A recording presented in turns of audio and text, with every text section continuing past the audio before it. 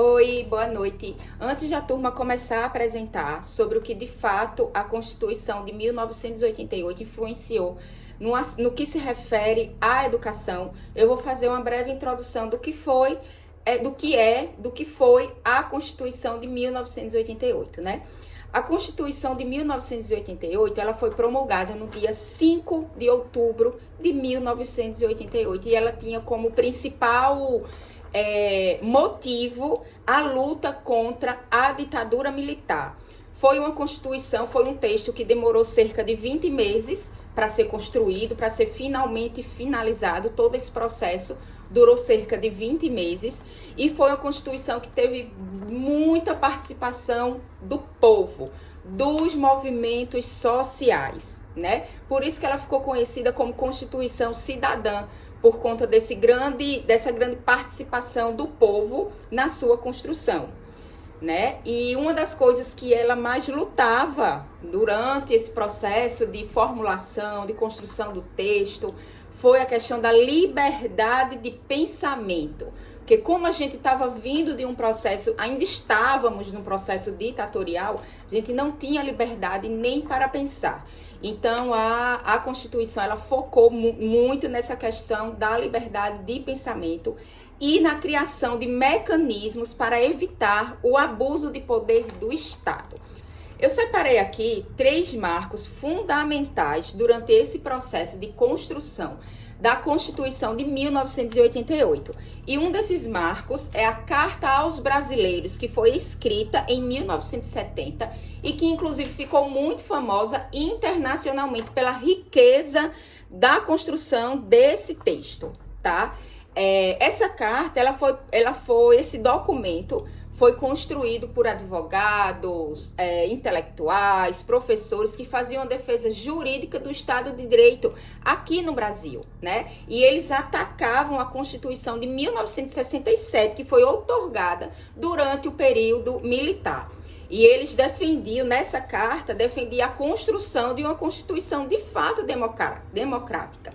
Que para uma Constituição ela ter validade no nosso país, ela precisa ser construída pelo povo, para o povo. O outro marco que eu gostaria de destacar aqui, talvez seja o mais popular, né, durante esse processo de construção da Constituição, é o movimento das diretas já, lá em 1984, onde as pessoas saíram às ruas protestando, né, pedindo a volta das eleições de forma direta, porque sabe-se que durante o período militar, essa escolha dos nossos representantes eram feitas de forma indireta, né? No entanto, eu vou ler aqui para vocês acompanharem comigo. A emenda constitucional Dante de Oliveira, né, que era o que a direita já defendia, ela foi derrotada porque não conseguiu atingir o número suficiente de votos, né? Eles precisavam de 320 votos e, pasmem, foi conseguido 280 votos. Então, por causa de 40 votos, naquela época, a direita já, a emenda, ela não foi aprovada, né? Após essa derrota, houve uma união dos políticos opositores para a composição de uma constituinte. Constituinte essa que ia se unir para, finalmente, colocar à frente o plano de uma nova Constituição, que seria a Constituição de 1988. E o terceiro marco, que eu separei aqui, foi a eleição de Tancredo Neves em 1985, né? Que foi o grande marco em relação a essa transição, ditadura militar e processo democrático, né? Só que sabe-se que Tancredo Neves foi eleito, mas quem assumiu foi Sarney, né? Pelo estado de saúde de Tancredo, que inclusive logo após veio a falecer. Mas isso ainda foi durante a ditadura militar. Mas Tancredo Neves, ele foi o primeiro civil que foi eleito durante essa ditadura e o país já estava todo em movimento, né?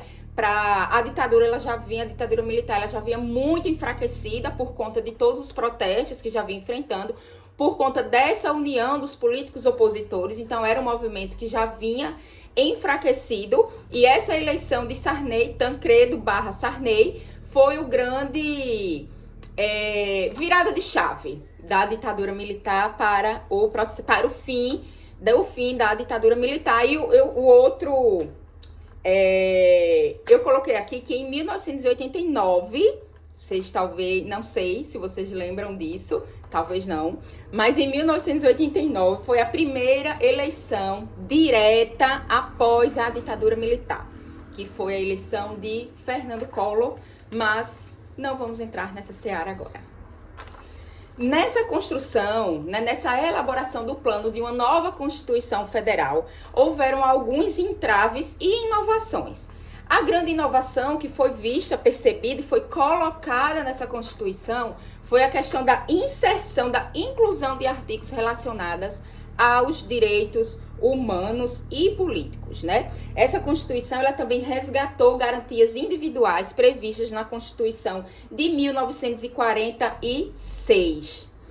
E um dado, né, uma informação que foi um entrave muito grande em relação a essa questão, nesse processo da elaboração, foi a não inclusão de uma reforma agrária na Constituição, né? Até hoje é algo muito discutido, essa questão da reforma agrária, que na época alguns políticos gostariam de que fosse colocado, mas a maioria não. Então, não foi incluso a questão da reforma agrária, né?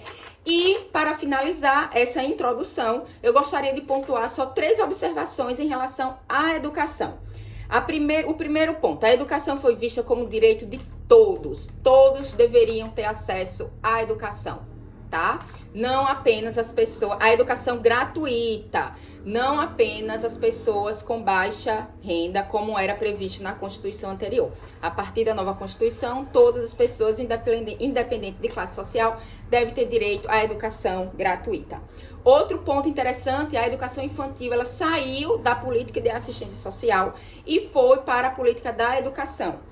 E a prioridade de crianças e adolescentes, que logo em seguida, se eu não me engano, em 1990, não lembro, foi criado o Estatuto da Criança e do Adolescente. Mas essa inclusão de priorizar a criança e adolescente na Constituição de 1988, com certeza foi primordial para essa efetivação e garantia de direitos dessa parcela da população, que são as nossas crianças e adolescentes.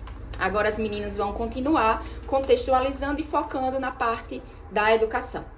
Obrigada.